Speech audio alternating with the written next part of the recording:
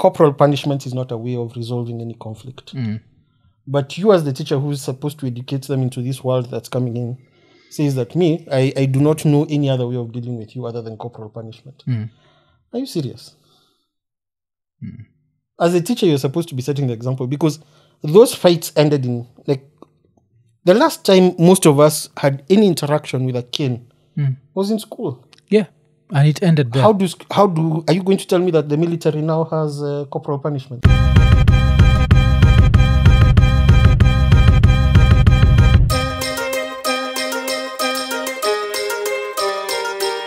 Iko nini? Yeah, ikiwa ni episode 528, tukisema like, subscribe, hit the notification button, tell a friend to tell a friend. Na leo niko na Phares Kariuki, na Phares Kariuki ni the CEO wa Pure Infrastructure Limited.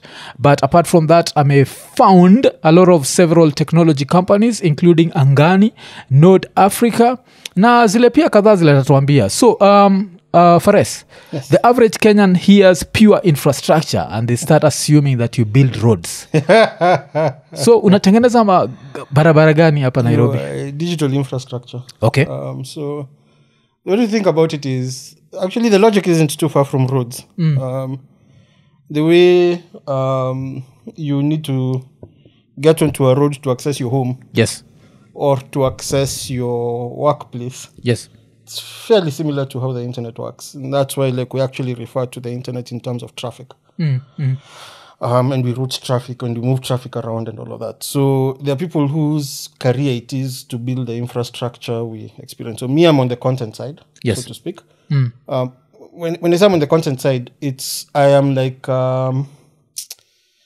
you know the way Netflix has to... When you're watching Netflix, you're streaming that video. Yes. That video sits in a hard disk somewhere in the cloud. I have been in the cloud space. Okay. So that's where that content sits with providers like me. So how did you find yourself in this? This was an accident, actually. My high school teacher got into the space. He started a company in 2005, I believe. But actually not entirely. So my high school teacher sort of got me into tech properly. My high school chemistry and computer studies teacher. And then a friend of mine, a Ugandan, Mike Kwatampora, got me into something called VMware. So the entire cloud runs off of something called virtualization. And VMware built the virtualization space. This is in 1998. So in 2005, I'm introduced to this thing. I don't think much of it. I find it cool and fascinating. And then in 2006, my high school teacher starts a company. And in 2007, Kenyatta University goes on strike and I'm idle. Yes. He needs an employee. So I went to work for him. And that's how I found myself in this space. Oh, damn. So 2007, what's your first salary? Because I'm trying to imagine. No, my first salary was actually in 2003. I worked as an assistant teacher for the school where I went to school. Yeah. Was I mentioned, Mazi? Yeah, Strathmore. Okay. I think my salary was 10 or 11,000, 10,000 shillings, I think, a month. Okay. It was in 2003. In retrospect, it wasn't bad money. Yeah, it was. But yeah, so that was my first salary. Yeah. So, what were you teaching, Kwani?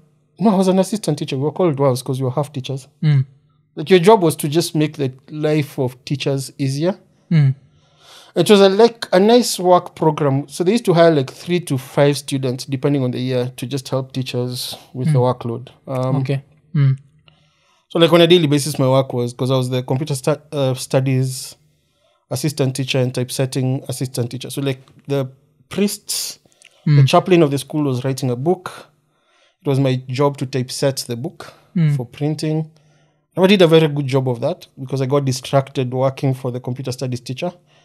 And so the computer studies teacher, what I did was just helping him mark papers. Yes. If he needs to run a lab, doing that, making sure the lab is working, making sure all the PCs are working well. So that the minutiae of actually teaching, of making sure you have the infrastructure to teach goes away and you can just focus on teaching. Okay. And it seems like, Nini, Strathmore is such an interesting school because the way, when you said an assistant, we can expect when you uko hapo, you're also teaching. No. The thing is, Kenya is a fairly a regulated country. You can't just send anybody to teach.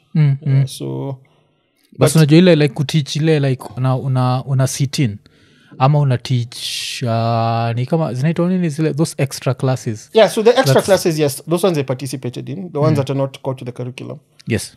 But the way Strathmore worked, it's been many years since I left. It's been now 22 years.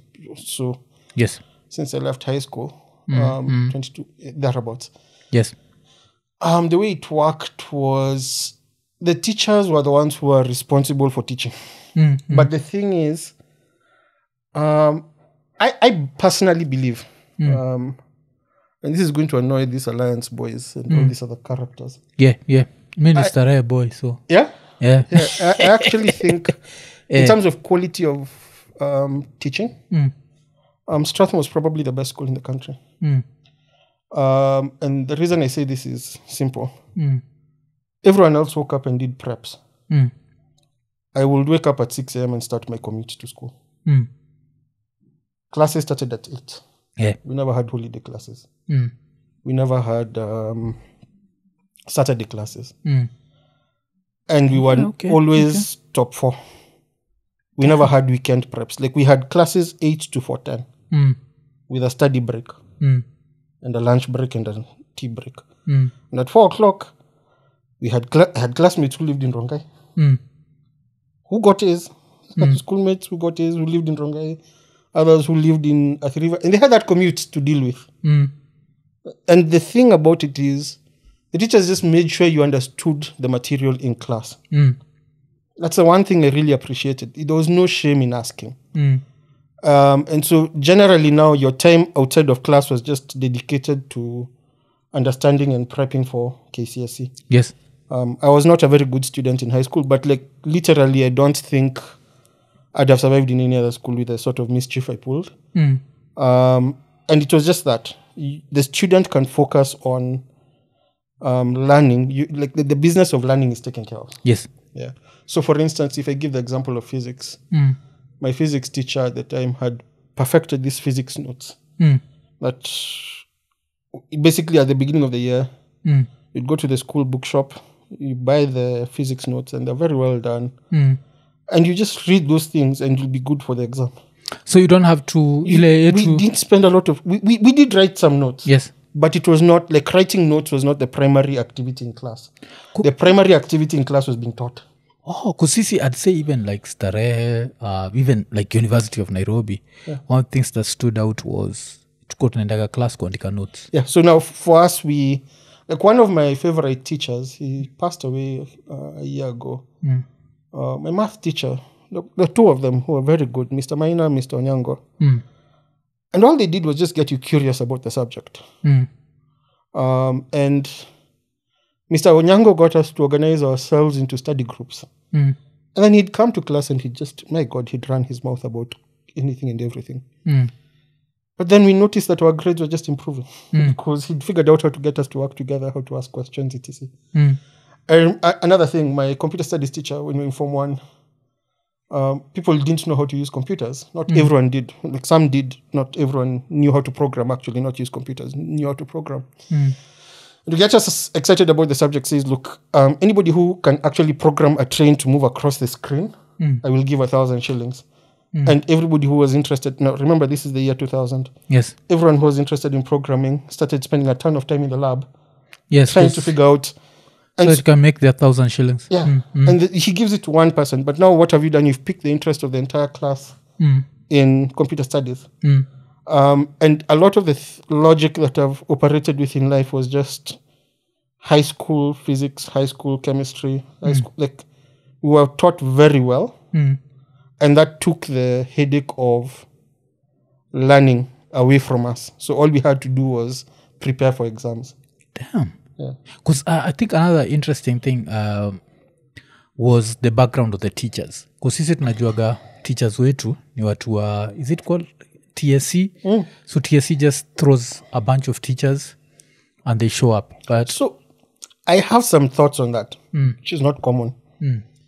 My father is one of those teachers. Yes, okay. And my father used to teach those teachers. And the Mr. Onyango I mentioned was a byproduct of those teachers. A couple of things. Our teachers were in Opus Dei. It was still is an Opus Dei school. Hii Opus Dei, I think ulimention pia ile siku ingine. Unaweza explain tena to so effectively it's a personal prelature. Yes. I think for a while it was the only personal prelature. So the way to think about it is most ways you join like a church organization, a Catholic church organization. I'm oversimplifying it, but it's like a general. Is you become a priest or you become one of those things. Yes. It's not the case with Opus Dei. Opus Dei, you live your life and you have your career. Yes. But the whole thing behind it is you find sanctification in your work on a daily basis. So the whole Opus Dei is the work of God. And the thing about Strathmore is generally they have, anybody who's been through that generally tends to, I'm not saying it's like an absolute rule, but they tend to have a very strong work ethic. Yes. Okay. So the school, because they find that their closeness to God is tied to quality of their work. Yes. And so there's sort of like different cadres, but many of our teachers were members of Opus Dei. You don't get married, and teaching the students is the work of your life. Yeah. Oh, okay. And so many of them were very qualified, but that ended when Kibaki came into power, because Kibaki passed a rule that said that you can't get a work permit for teaching in high school, because we have plenty of teachers, unless you're teaching GCSE or something. So many of our teachers were actually trained abroad, but they were, and many of them were involved in Strathmore from the early days. Like Mr. Burusu was one of the founders, passed away, I think 2-3 years ago. But they now are no longer able to work because they were foreign. So many of them have gone on to work either at Strathmore University or Catholic University. Because can you like tell people like the thing like this teacher had studied this? Because that's what I found okay, so fascinating. I don't want to speak about them individually in public, but like my chemistry teacher was a PhD holder. Computer studies teacher had I think he dropped out of a PhD program, but he had an undergrad and master's in chemical engineering. Like they were fairly competent teachers. And the thing is, it was actually, for me at least, I found it to be fascinating because you could dive into a subject in a fairly deep way. And even if the curriculum didn't support it, you'd be able to get an answer. Like, for instance, I grew up in an academic institution. My parents were teachers. When I was younger, when I was in primary school, I had gone to the school library, the college library. We lived in a teacher's training college. And I had found out that there's an additional state of matter at the time. Just plasma. Like the sun is plasma and etc. But when I go to my physics books, they all say that it's solid liquid gas. So then now at least like my teachers were able to explain what it is, and I was able to go and form. Actually, even in the school magazine at the end of the year, when I was in fourth form, I wrote an article on plasma.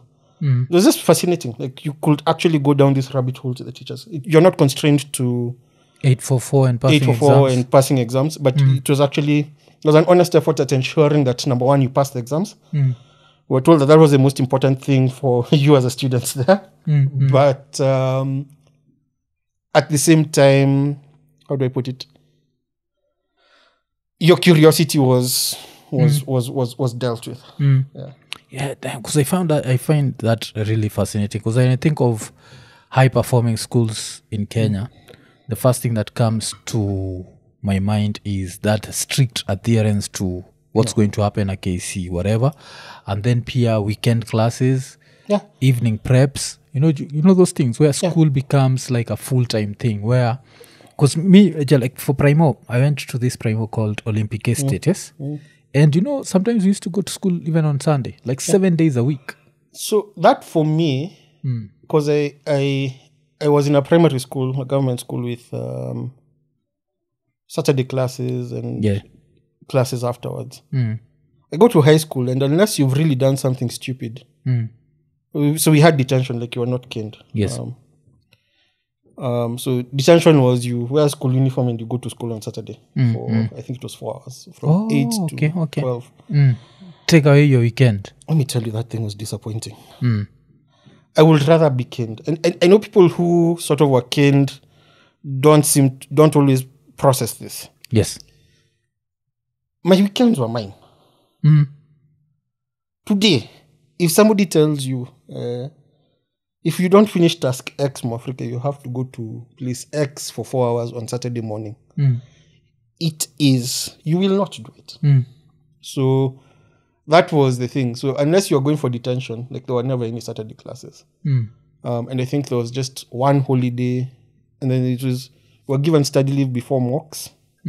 We went, because we had a lot of leave, we did holiday classes in August before KCSE. But then from September, you don't attend classes. Like at the end of September, you're on study leave until KCSE starts. What study leave? You go home and you read. You can come to school if you want. You go home, you read if you want. It's up to you. Damn. So how much has that changed under the new teachers? I've not been involved in the school closely, but I don't think it's changed fundamentally. Like many of these things have just never changed. Only thing that I've seen that has gone well in Strathmore is the new headmaster, Mr. Muthiora, has had a heavy focus on the arts. And I think Strathmore won music festivals. A bunch of us were involved in the early stages of that choir 20 years ago. 21 years. Yeah, so it was, 22 years ago. Yeah. There was no choir. So we started like the earliest. So there's been a greater focus on the arts, but that has never gone away. So like the current vice chancellor for Strathmore University, Vincent Ogutu, is somebody I'll be eternally grateful for. Because during my study leave, he was also doing a master's in econometrics, if I remember. Yes. And there was a boys club near Strathmore run by Opus Dei called Hodari. And he basically ensured that it was open for me to study for my KCSE throughout the study leave period. And we'd study with him. Like we are not studying the same thing, but we'd be in the room and he's studying for his master's and I am studying for my KCSE. And he was just very thoughtful and kind. Like those small things go a longer way than hazing. And in my view, like a lot of what happens in high schools in Kenya is just hazing. Because think about it. When we were in high school, we had a bunch of students who were nearly expelled for drinking on the weekend. Like the people had their own social lives. We went to church on Sunday. Yes. If your parents wanted to go for a wedding, you went for the wedding or what have you. And we were still consistently in the top 5. Even with all these shenanigans. It's proof that there's no direct correlation between hard work and the outcome for KCSE. What normally happens is the teachers haze the students. But you don't need to do, like a lot of what the students were doing didn't need to happen. Like we were overworking and punishing students for no reason. And then you kill the students' curiosity in the long run. So kids just no longer want to learn because for them the experience of learning is pain. Because even that, I guess maybe I'm going to ask you to comment on this because there's this clip that was going around, yes? And I decided to just save it. So it was some Kenyan Nini politicians talking about why kids are misbehaving. So, and in fact, any child mwenye anachoma shule, huyo si mwanafunzi, that is a criminal and they should be treated as criminals. Hakuna mwanafunzi anaweza choma shule na tuseme ati akuwe punishment ya kiboko. Huyo ni lazima aingizwe kwa jela na aende afundishwe kwa approved school ili asiweze kuharibu mashule zingine. So nataka niombe shule zote katika Kericho County, tafadhali, hakuna mahali munaenda mkichoma shule.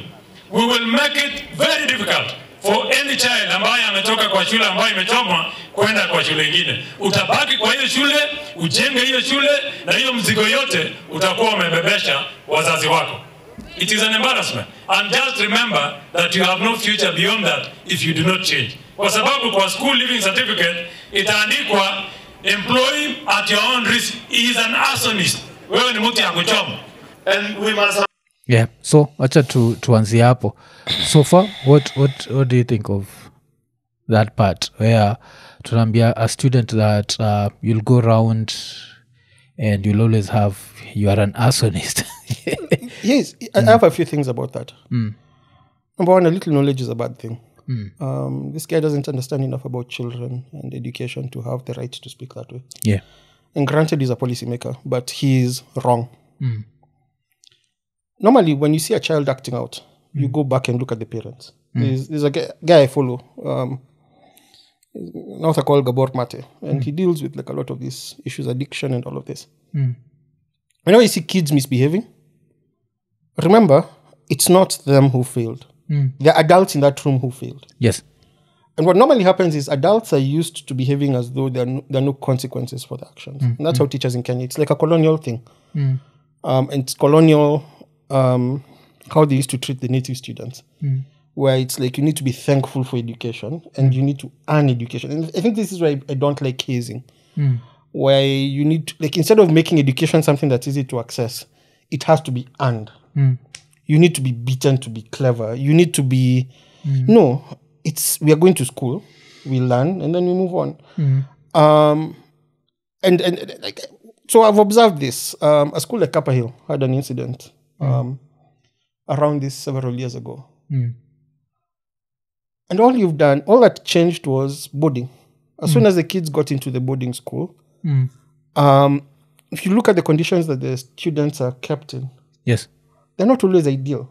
And I understand, like, I actually know the headmaster. He's a fairly decent fellow. At the time, I don't think he'd correlated the items, the issues. Yes. Because they were trying to make Upper Hill a boarding school to reduce the amount of time wasted and to make it a better school. So his heart was in the right place. But the boarding infrastructure didn't catch up with the students that it was accommodating. Whenever you see this thing go on this way, the student, I'll give you a very good example. In 1998, yes, Lenana had a hellish first term where a student was found dead, as an MP's son. Oh, okay. And they burnt the headmaster's car and they rioted. Did they jail people for arson? No. They actually sat down and listened to the students and tried to fix the students' issues. What had happened to the MP's son? MP's son was killed somewhere in the school grounds. And they never found They found the body. This is 27 years ago, Bwana. Yes, so I don't remember the exact outcome, but an MP son died, and the school went on strike and burnt the headmaster's school. Typically, people treat students like they do not matter and do not have a voice and that they're less than human. Yes. When the students react, the adults in the room who should know better act as though the students are to blame. Yes. But what have you done? You've gotten a bunch of kids, removed them from their homes, and you treat them like they're in prison. And not like they're young, malleable children looking to grow. These are hormonal teenagers. Like, literally, their bodies are changing in ways they've never experienced before. Yes. Why are you being so judgmental? If you treat them with kindness, I'm not saying that you should sort of have endless liberty. But many times you'll find that these kids are fighting over very petty issues. They do not have water to shower. They're being forced to take cold showers in the cold season. They're being forced to... They do not have enough food.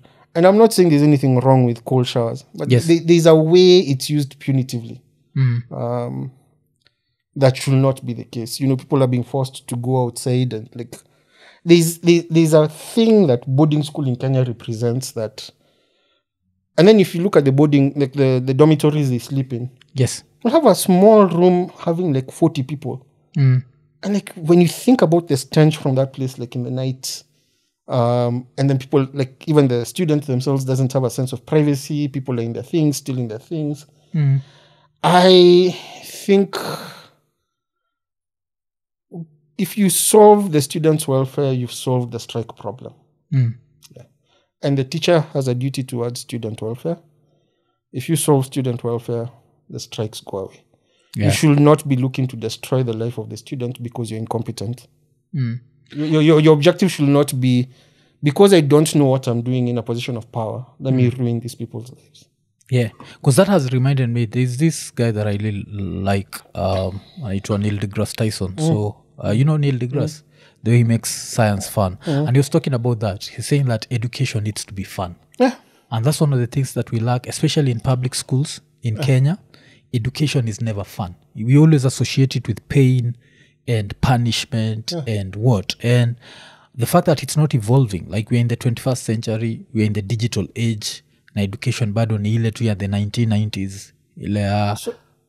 So I don't have a problem with the education remaining static. Yeah. There was an article I was reading. Like, if you look at the likes of Steve Jobs, etc., their own children don't go through these digital academies.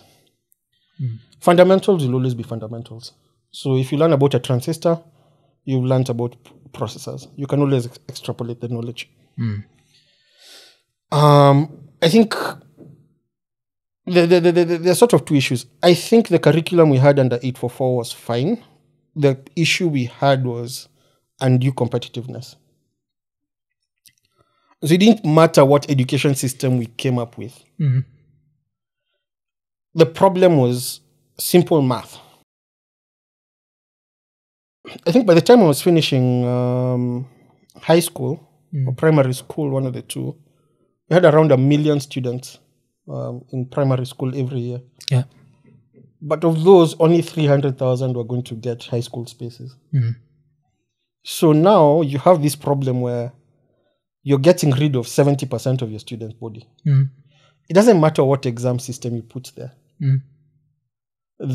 What education system you put there. The fact of the matter is, because of that cutthroat nature, people stop focusing on learning and focus on the exam itself. So what people were saying that 844 created crammers was not a byproduct, was not the education system itself. It was the fact that it was a lack of opportunity. Yeah, okay. You understand? Because you've got 1 million people doing KCP. 700,000 are going to drop out. What will you do? Whatever is in your power to actually succeed. So understanding the material becomes secondary. Passing this particular exam that determines your life outcome becomes primary. Then the same thing happens with KCSE. I think we had under 100,000 university slots. Yes. So you're losing another 75%. And this is both parallel and, at the time, like in 2003, thereabouts, it was both parallel and normal JAB, the Joint Admissions Board. So now you have another competitive thing. So people will cheat. People will cram. People will do whatever in their power, because passing the exam is primate. Like, that's the thing that allows you to continue studying. So it doesn't matter how much you enjoy studying, you're going to get cut off at this point. So you'll do everything in your power to. So a lot of what we saw as wrong with KCP, with the 844 system, yes, was not a byproduct of the education system in itself, but rather the baked-in competitiveness. Because the physics we learned was fairly solid. Yeah. Chemistry we learned was fairly solid. I mean, 844 produced a Tesla engineer. So you get what I mean? Yes. The skill was there. 844 people, like, are the same people who are busy. Before ChatGPT, there were Kenyans who were writing exams for people. I think they still do. Squeezy bad. And I saw a study, I'll share the study with you, but Kenyans are some of the highest earning foreign immigrants in the US. So the education system was largely fine. Yes. But because of the competitive nature it evolved into, it developed these characteristics that were unhealthy. And what we should have done is, I'm not saying the education system didn't need some level of reform, but we've now overcorrected. The issue was not the system itself, it was the competitiveness that caused a change in behavior in all the actors in the ecosystem. And now you fix that, and then you wait and see if the behavior is the same. If it's the same, you find ways of mitigating it. Yeah. But I have a problem with how we've solved this, because grandfather, father, son kind of scenario. Somebody who was born in the 60s was the grandfather of this ecosystem, of this family, quote unquote, studied under the British system. Yeah. The son studied 844, or the daughter studied 844, the second generation born in, let's say, 1980. And the generation born in, let's say, 2000 and something is now studying CBC. So you've never had continuity throughout the process. Okay. But the issue has never been the education system per se.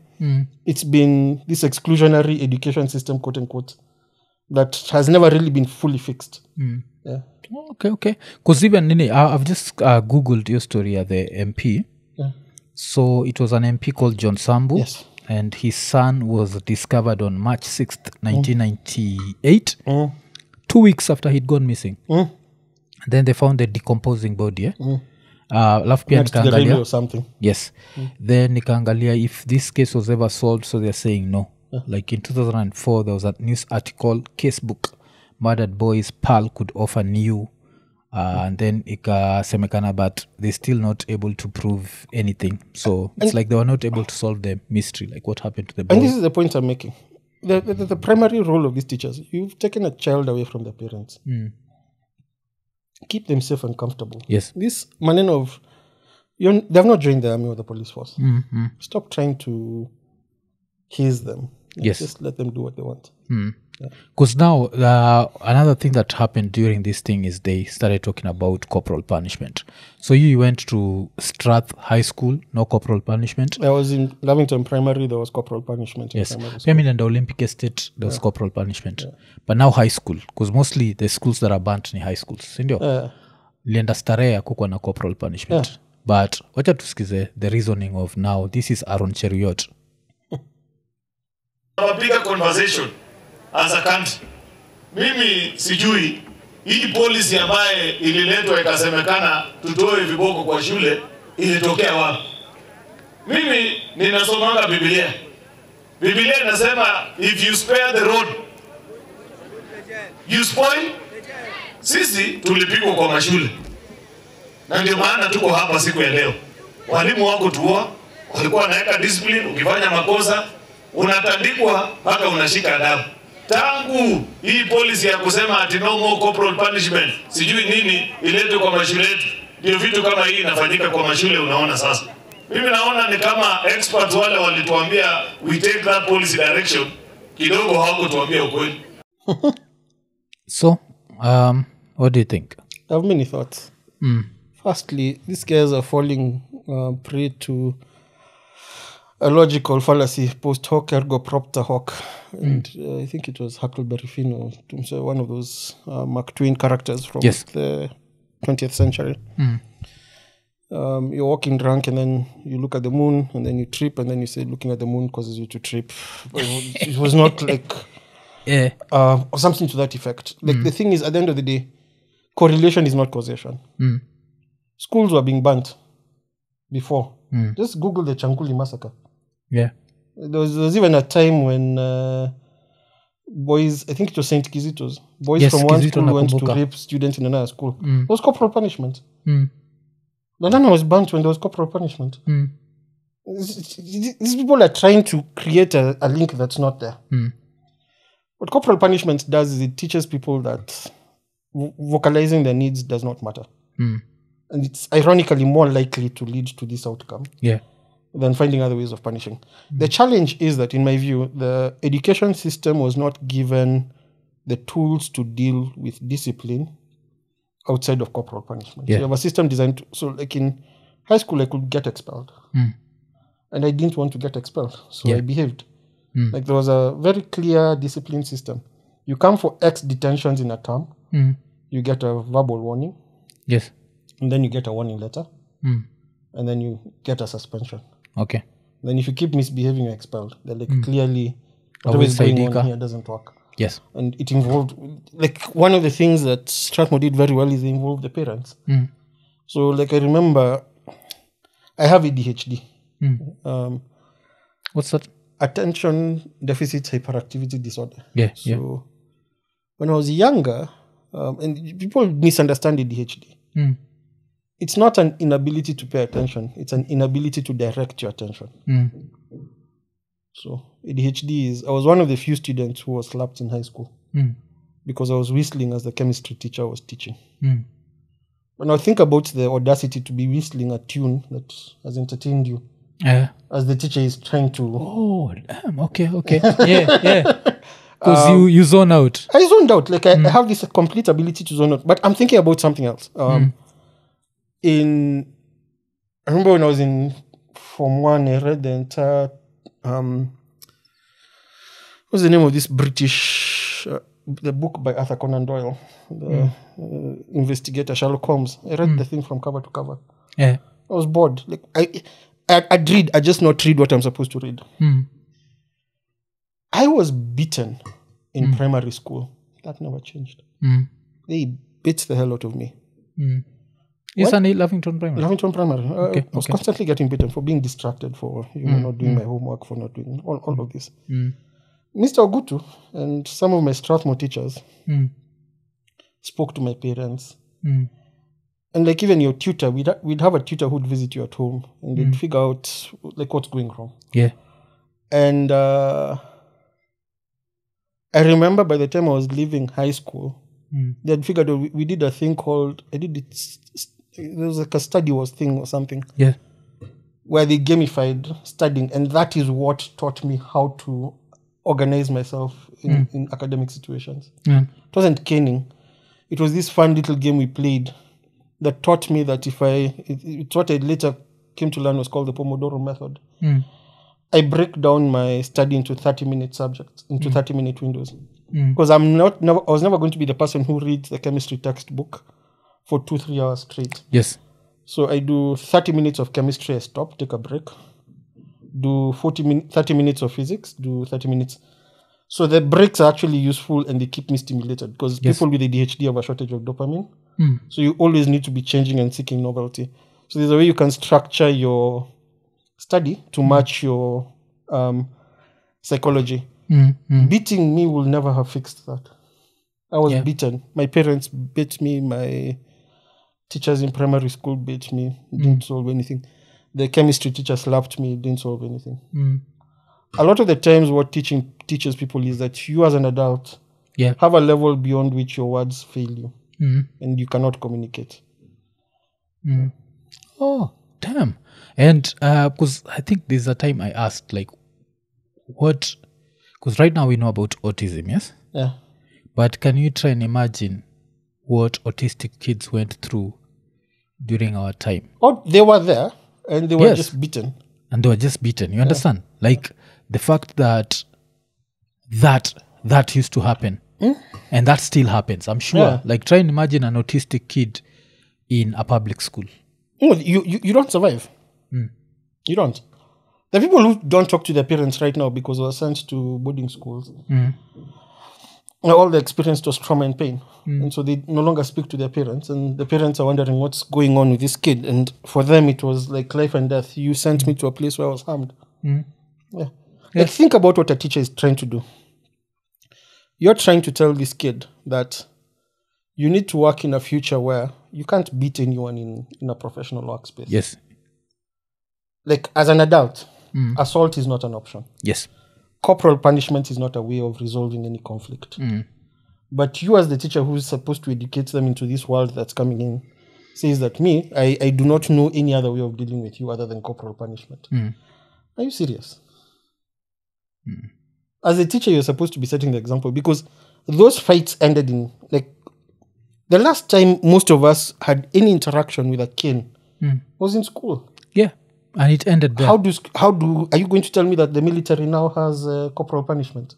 Or the police force has corporal punishment? Or that Equity Bank is going to enforce? No. Yeah. There are other ways of dealing with these issues. Find them. And the studies are there. Like, most of what corporal punishment does is cause trauma. It's been found that I'm not saying that you should be super gentle on this other side. Yeah. But the studies largely agree that almost no good comes from caning. You just produce very damaged individuals. Because even when you talked about people not interacting with their parents, I interviewed Nelson Amenya. You know him? The guy who exposed Adani. Yes. And Amenya was saying like the way, even till now, he can't have a conversation with his parents. Yeah. And so it shows you how impactful that is. And with our parents, I always give them the benefit of doubt. They didn't live in this age of information. See, we have more information. We have more information of this can lead to this can lead to this. Because our parents didn't have that. Spare the rod and spoil the child. And to be fair, like there's a common thing people have observed. Anyway, so like my parents, as an example, grew up in very traumatic environments. Yeah. So they carried that with them. So that's like the other wild card. Ekonene. So nimeinterrupt show kukuremind juu ya Lemfi, na unajua Lemfi inakupatiaga an opportunity especially kwa huko masaids za US kubaki umetumia pesa Kenya haraka na usisahau transactions zinakuwaga free. Lakini saizi kitu moja ile nimenotice, kuna wasee wengi sana wale wako states wale wame sign up to Lemfi, lakini jo bado hamja transact jo. That first transaction jo baki umeifanya, make sure umetransact at least $100 ndio baki umepata $20 cashback. Alafu pia sisi kama iko nini tubaki tumepata $20 from your deal. Alafu pia usisahau kuwa saa hizi jo Lemfi inakupatia an opportunity ya kutuma pesa Kenya, lakini kama uko US and you need support, and pia unaweza baki umetumiwa pesa from Kenya to the US through Lemfi. Alafu pia mkiwa masaids za states na nyinyi wote wawili mko na Lemfi, mzabaki umetumia na pesa. Unajua si lazima mtumie ile nyingine sijui ya huko. Tumia tu yetu ya mtaa, Lemfi to Lemfi hapo haraka. Alafu vile pia musemaga siku hizi kuna vile unazabaki umelipa till number na pia unazabaki umelipa pay bill direct. So tuseme you're doing like this construction project and you need to deposit do kwa bank account fulani, na uko na pay bill ama a certain company and you have the pay bill, you can just do that through Lemfi. Then upatie raya fulani, alafu since uko states ya kucheza jo. So unangoja nini jo? Changamka haraka. Baki umefanya that first transaction kutumia Lemfi. Usahau ni promo code ni Ekonene. Your promo code ya Ekonene ndio inakupatia $20 cashback on your first transaction. Lemfi, international payments for everyone. Wacha turudi kwa show. Yeah, because some, you know, the funny thing is I always, and the sad thing is my dad passed away, so I can never ask him this. But I grew up in an environment where only our mom used to beat us, and it was like once in a year. So it was like, so much into like, for these so-called old school parents, how was that? Like, how did that happen? Like, how did I end up in a place where I was not beaten at home, but I was really beaten at school?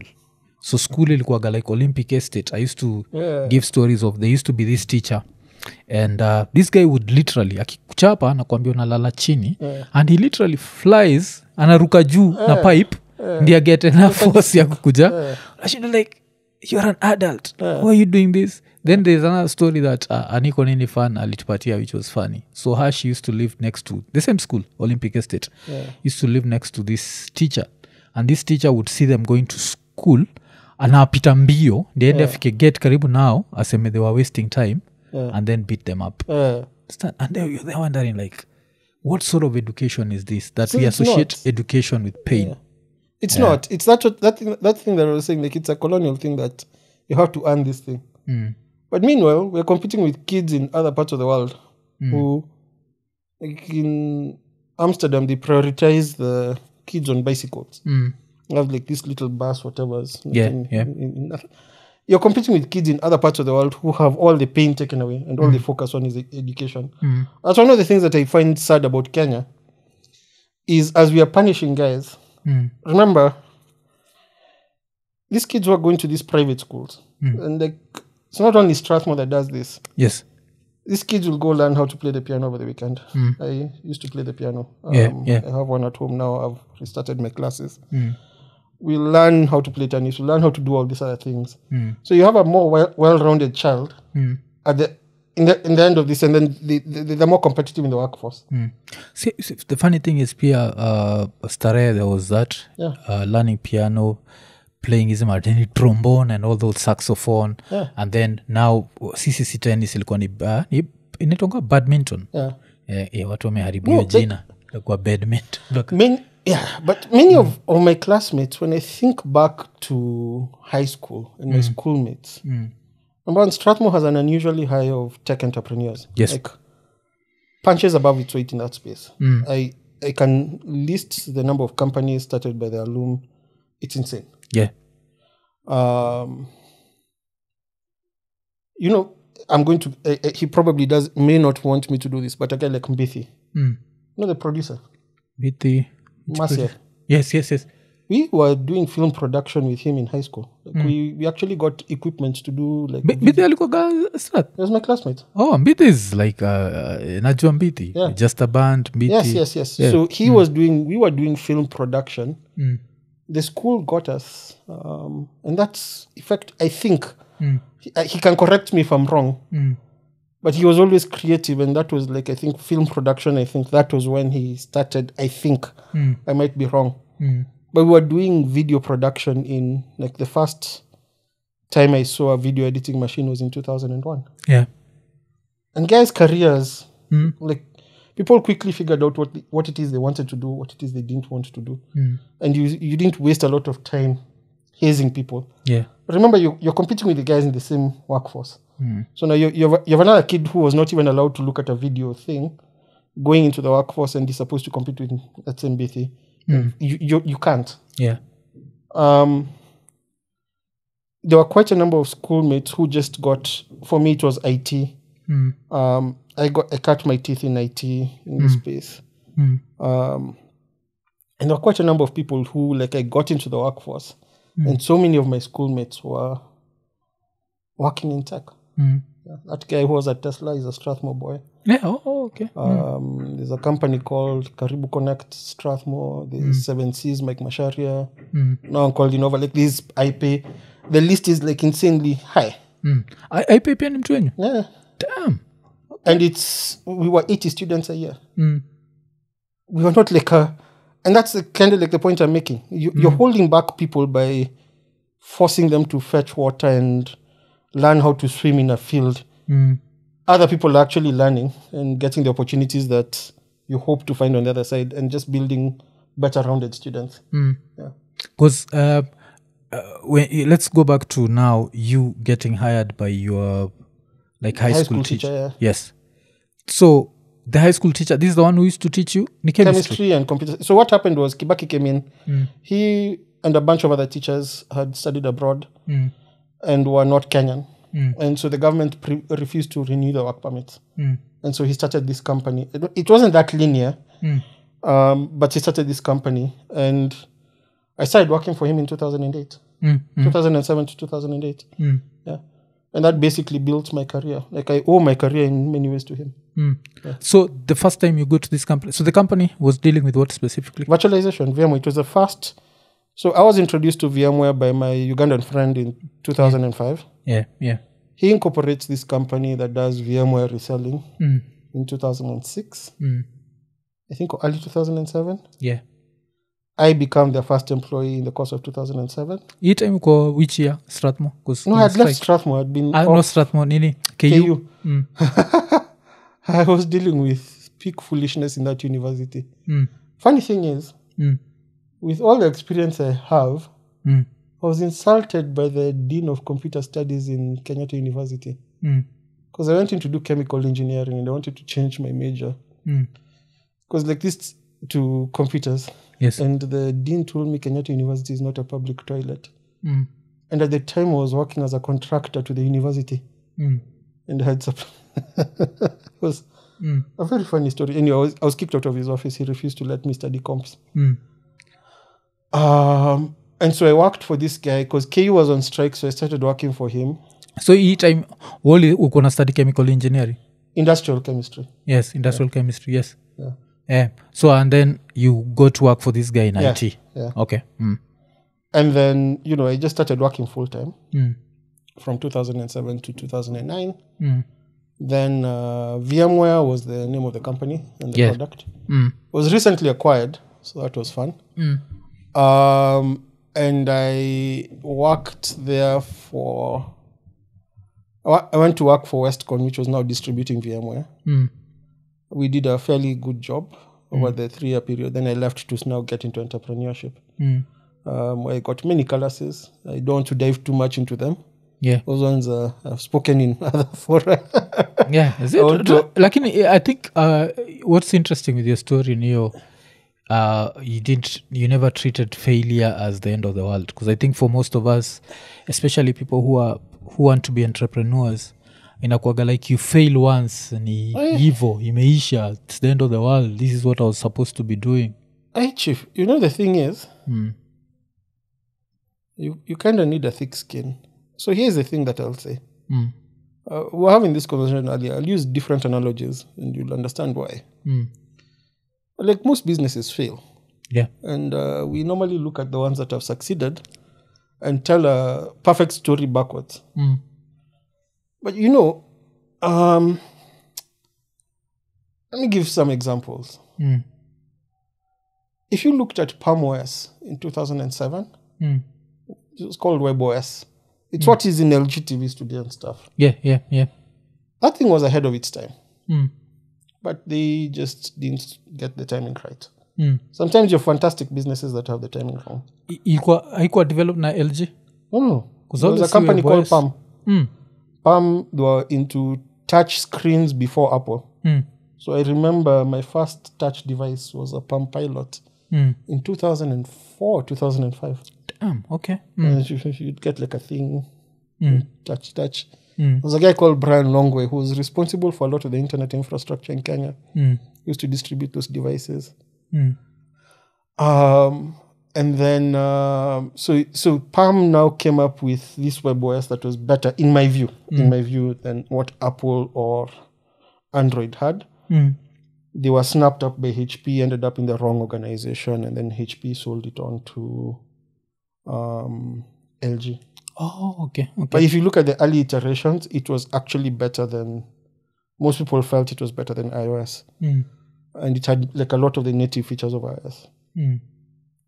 Having a good product is no guarantee of success. There are people who launched hotels. I don't want to quote the exact hotel, but the hotels that launched January of 2020 in Kenya, in Nairobi. Yeah. You've done all your planning well, everything has happened correctly. COVID happens. What happens to your business? There's a larger chunk of business success that's due to luck. Now, the reason why you study business is because there are a bunch of other things that are not luck related. Yes. Which is now directly what is in your control. But there are other factors that are outside your control. I ended up becoming a philosopher because of factors that are outside of my control. But generally, like, if you get into business, just realize that.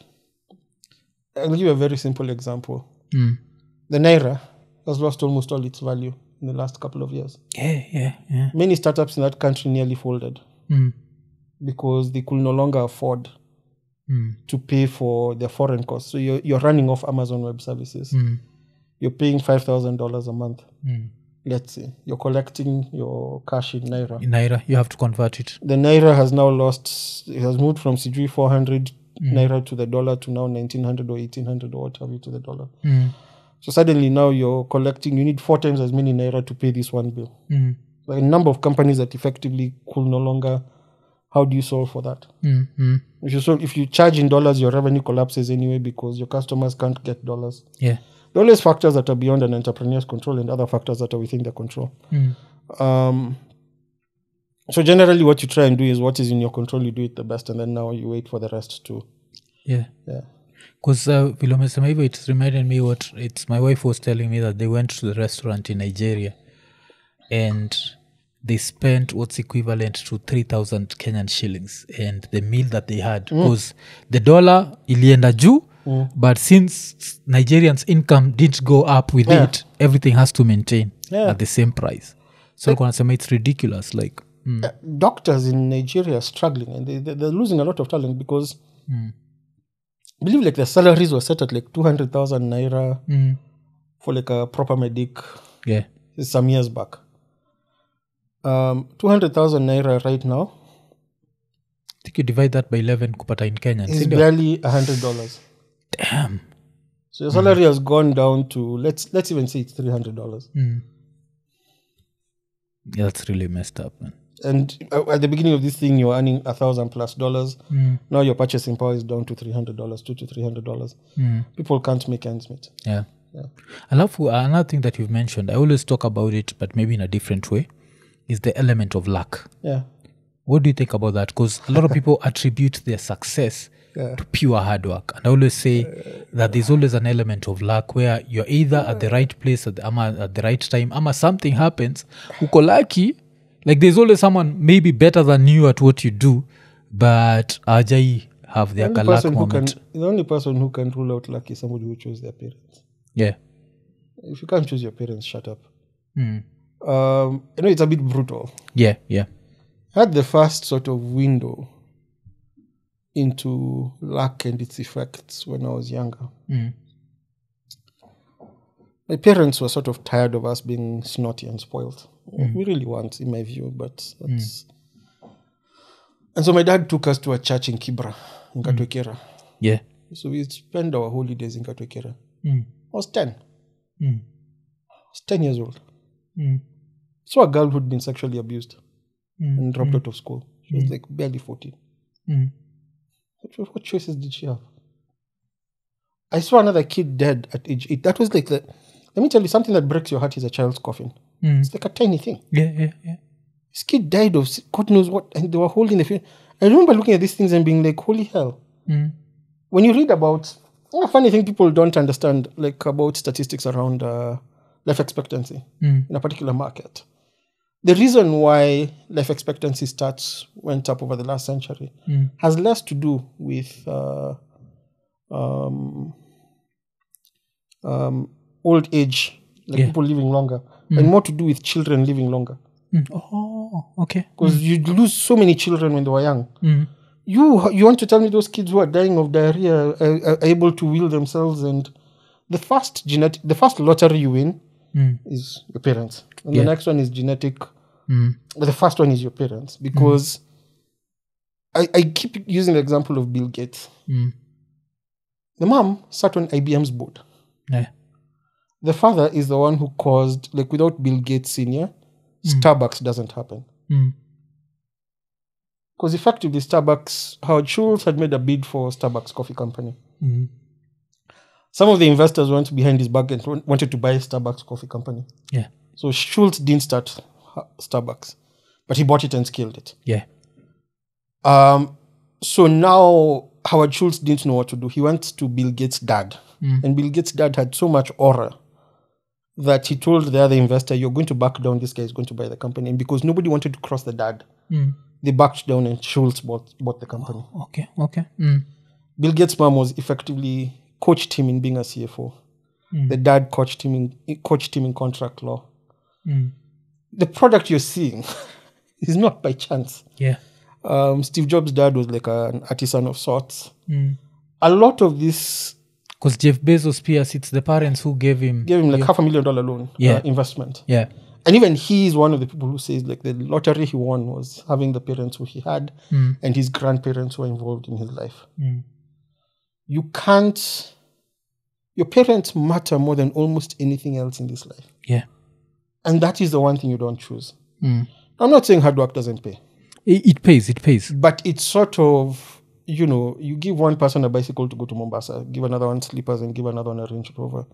You're going to have different...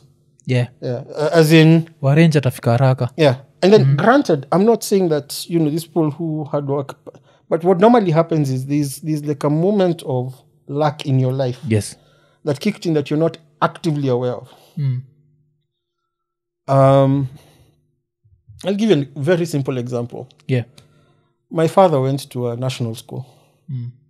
He was telling me about it the other day. Alenda? Gani? Njeris. Yeah, okay. He was telling me about it the other day. And I was like, holy hell. There's like a world I didn't understand existed. So he had to repeat was it class 6 or class 7? Yeah. Because he was called, and then somebody bribed, this is in the 60s, somebody bribed the headmaster. Oyo chuengine. No, for his primary school. And his letter was given to someone else. Oh, damn. And so this guy goes, because back then there are no birth certificates or anything. Somebody just presented themselves as him. And used his name. Yeah. And so he applied the next year and it became a thing. So there's a lot that has gone into like even how we apply for colleges because of that period. But it was something to that effect. And when you start thinking about it, you're like, he ended up having to miss an entire year because of some other random thing. Yeah, that he had no control over. Yeah, you also have these stories of somebody meets somebody who's like, you need to do X, Y, Z. Yes. Like you're in high school, by chance, like even some of the guys who've gone abroad in Starehe, somebody just tells them, can you apply to Harvard? Can you apply to Yale? Yeah. And by chance they apply, they get in. It's like a lot of luck in that entire equation. But people don't like attributing luck. I've had a lot of luck in my life, both good and bad, but I've had a lot of luck. And with Nini as a podcast, I always tell people it's a very simple thing where the algorithm brings luck. where like when we started out, we have less than 1,000 subscribers. You know, that time you can't what's it called? You can't monetize. And then I had this wild idea in my head where I always used to say that, what if instead of having corporate sponsors, what if we had personal sponsors? Yeah. So I start this thing where I ask people like, if you want to sponsor an episode, just sponsor an episode. But then what happens? Some people in the diaspora end up hearing that. And I always say there's a guy called Chris Mogo.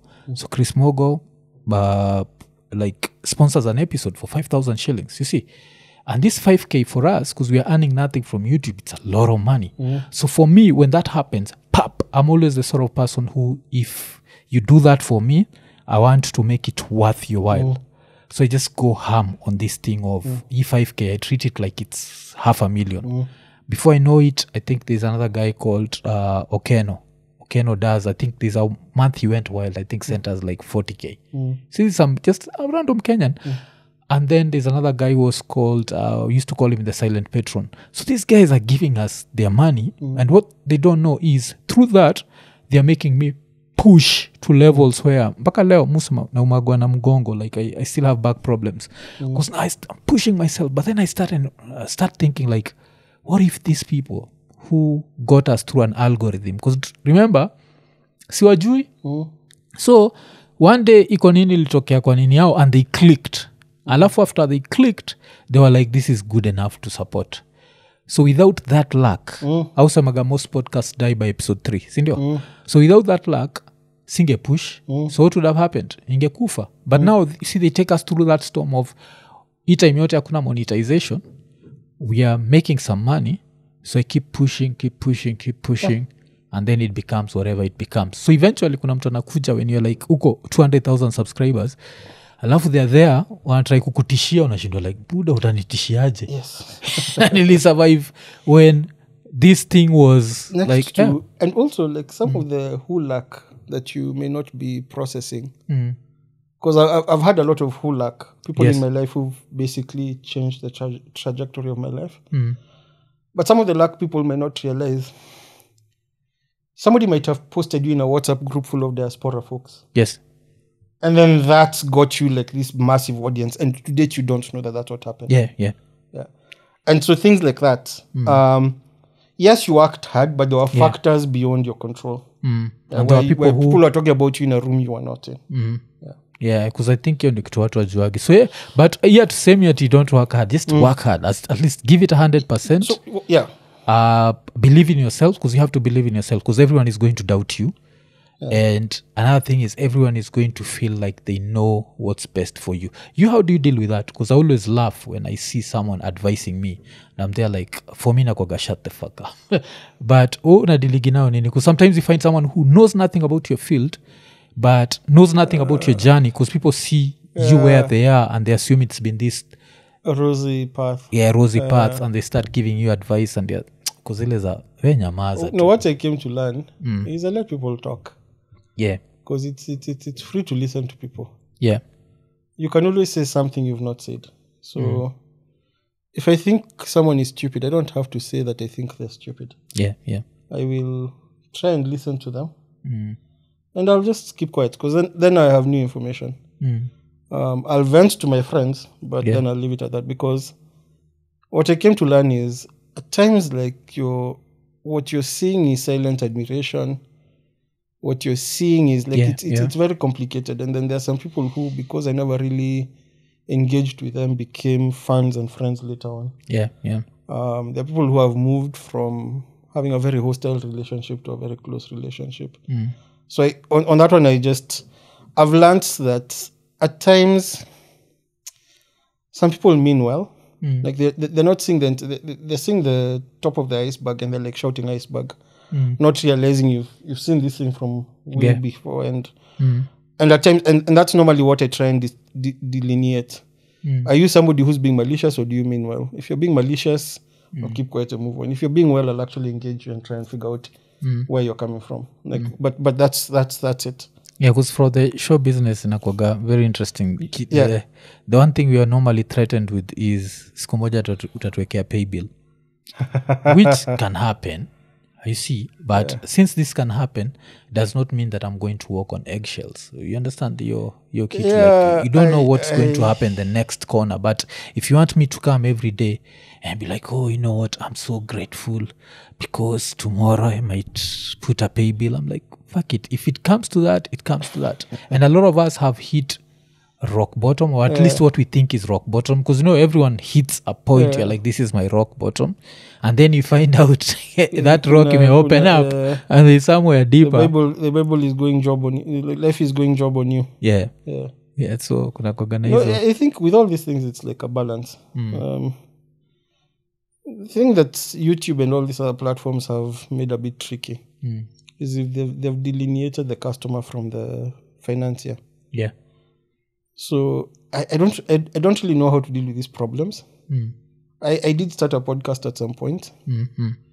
I struggled with it. The monetization was fine. The challenge was... Because I remember mkibonga the figures. Start aja. I was like, damn! But I need that struggle, yes. The challenge was actually more of... I struggle with this. There's a discipline you have that I do not have when it comes to dealing with guests, prepping and all of this. Yeah. But even that had its own challenges. Like the content game is actually ridiculously difficult. Yes. I was listening to the Pivot podcast, Karaswisha, Scott Galloway. Yeah. And they still lose advertisers.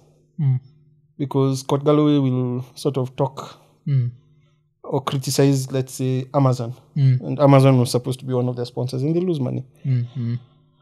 So it's normally a very tenuous thing, balancing free speech, the ability to say what you want, and the ability to please your audience. And I don't think you can ever get it right. You kind of need to accept that it's a balance. There's some people who will go away, and you'll find some people who are pleased by your new speech.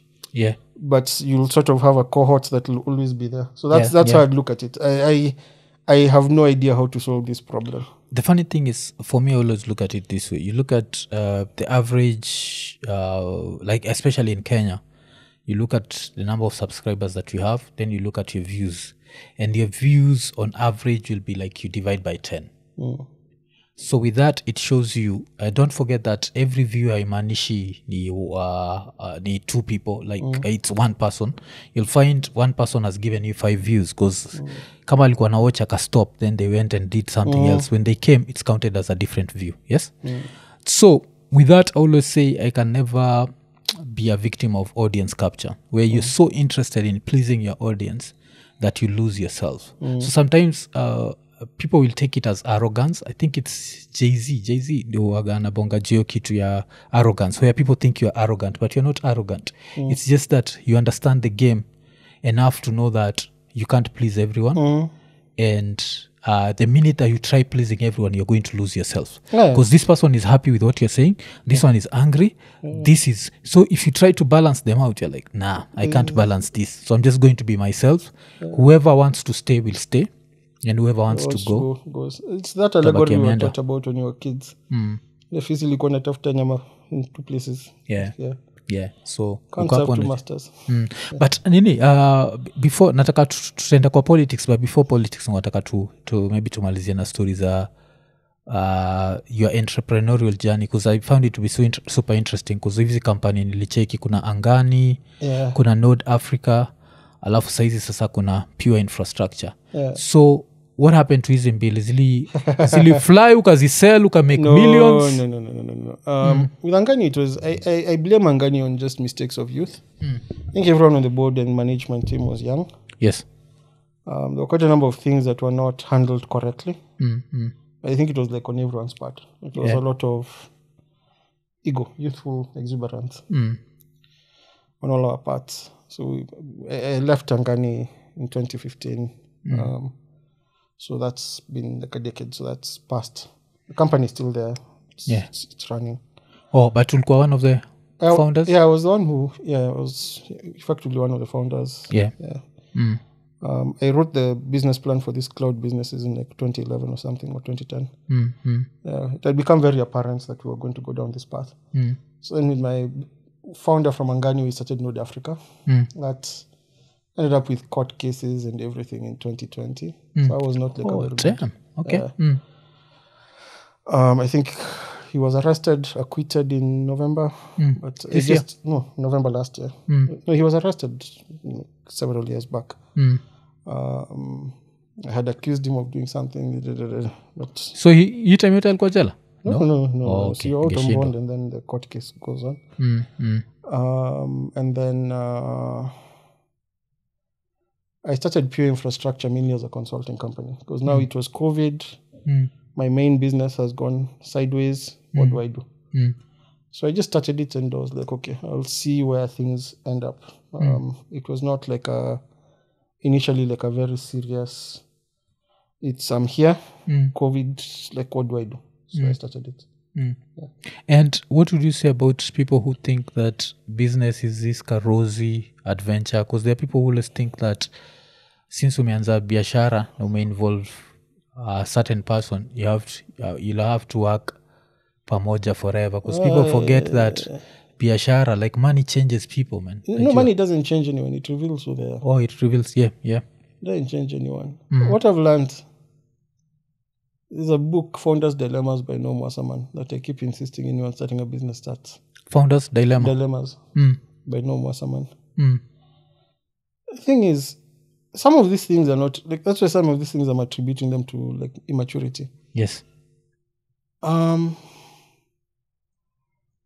start a business if you don't have, like, a high capacity for pain, if you don't want to chew glass. Yes. I've ended up undoing my fitness journey just because of, like, mood shifts after business loss. So there's, like, a mental price you pay. Yes. For it. Thing is,